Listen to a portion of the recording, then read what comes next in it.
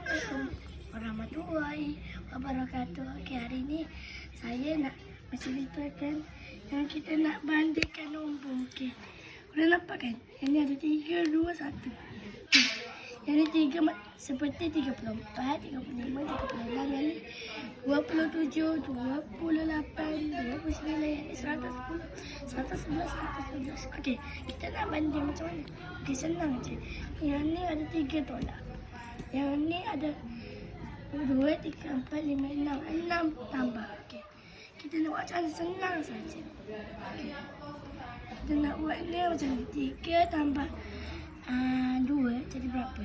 Kira. 3, 4, 5. 5 ada tak? 5 kalau ada kita pangkal.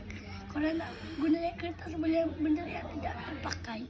Boleh kalau gunakan kertas boleh seperti puzzle, tak ada hilang dah puzzle tu. Boleh lah. Okey. Seperti 3 tambah 4 berapa? 6. Jadi sini ada 6. Sini 6. Kita tolak pula 6. Tolak 2 berapa? 6.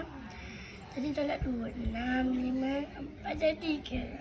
3 jadi 1. Tolak 3. Kita pangkal.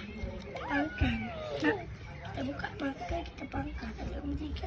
Kita pangkal kat sini. Nampak? Pangkal yang tambah kita pangkal. Tapi kalau kita nak pangkal macam ni, pangkal nombor 2 sebab kita ada 3 terbanding nombor 2. Sebab dia hadapan nombor berkatakan. Okey, saya terima kasih. Bye.